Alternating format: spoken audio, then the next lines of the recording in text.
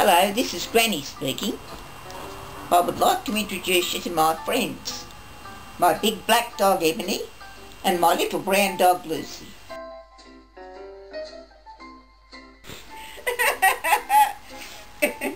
Some laughing ones even.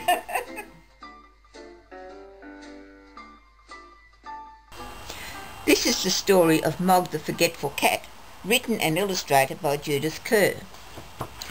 And there's Nicky with Mog the cat. And there's the cat's door flap where it can go outside and come back inside. And there's Debbie and Mr. Thomas, Mrs. Thomas, Nicky and Mog the cat. Once there was a cat called Mog, and she lived with a family called Thomas. Mog was nice but not very clever. She didn't understand a lot of things she forgot. She was a very forgetful cat. Sometimes she thought of something in the middle of washing her leg. Then she forgot to wash the rest of it. Once she forgot that cats can't fly. There's a picture of her falling out of a tree. But most of all, she forgot her cat flap. The cat flap led from the kitchen into the garden. Mog could go out and in again.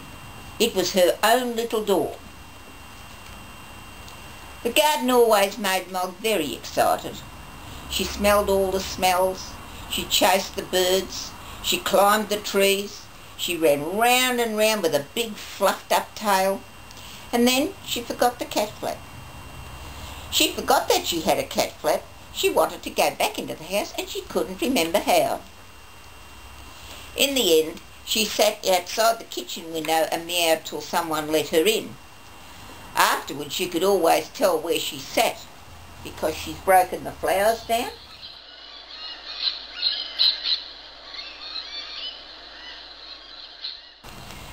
This made Mr. Thomas very sad. He said, "Bother that cat." But Debbie said she's nice. Once Mog had a very bad day.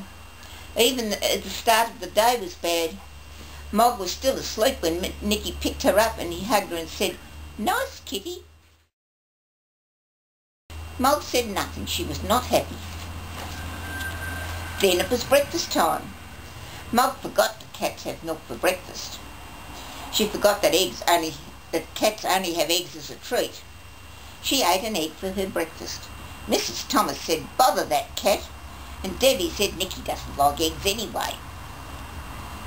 Mog looked through the cat flap. It was raining in the garden. Mog thought, perhaps the sun is shining in the street. When the milkman came, she ran out. The milkman shut the door. The sun was not shining in the street after all. It was raining, and a big dog came down the street. Mog ran, and the dog ran too.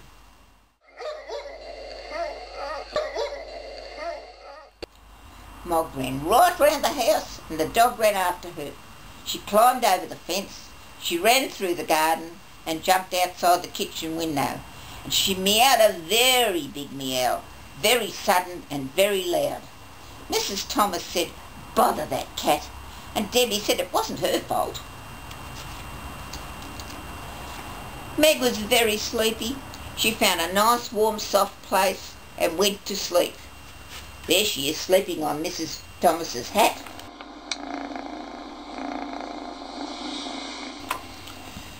She had a lovely dream. Mog dreamed that she had wings. She could fly anywhere. She could fly faster than the birds, even quite big birds. Suddenly she woke up. Mrs. Thomas said, "Bother that cat." Debbie said, "I think you look nicer without a hat." Debbie gave Mog all her supper, and Mog ate it all up. Then Debbie and Nicky went to bed.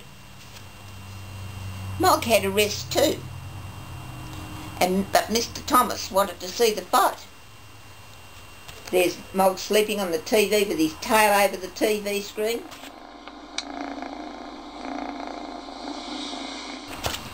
Mr. Thomas said, "Bother that cat." Mog thought, nobody likes me. Then she thought, Debbie likes me. Debbie's door was open. Debbie's bed was warm.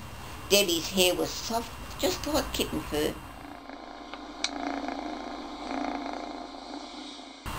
Mog forgot that Debbie was not a kitten.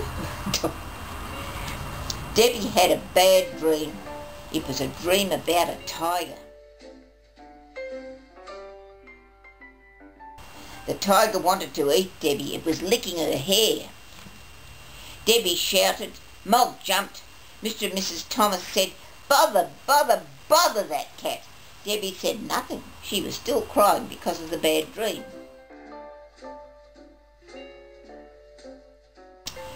Mog ran out of the room and right through the house and out of the cat flap. She was very sad. The garden was dark and the house was dark too. Mog sat in the dark and thought dark thoughts. She thought, nobody likes me. They've all gone to bed and there's no one to let me in. And they haven't even given me my supper. Then she noticed something. The house was not quite dark. There was a little light moving around, and she looked through the window and saw a man in the kitchen. Mog thought, perhaps that man will let me in. Perhaps he will give me my supper. And there's the man. He's a naughty man because he's in stealing their spoons and forks.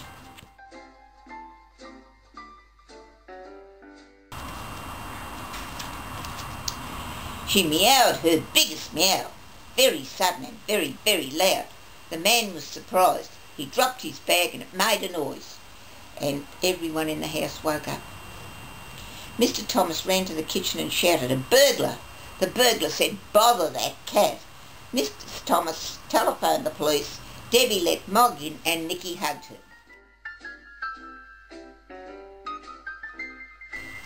A policeman came and they told him what had happened. The policeman looked at Mog and said, "What a remarkable cat. I've never seen a watch cat. She will get a medal." Debbie said, "I think she'd rather have an egg." Meg had a medal. She also had an egg every day for breakfast. Mr. and Mrs. Thomas told all their friends about her. They said Mog is really remarkable, and she never, or almost never, says, "Bother that cat." And that's the end of the story. What a lovely book about a cat and the family that loved him.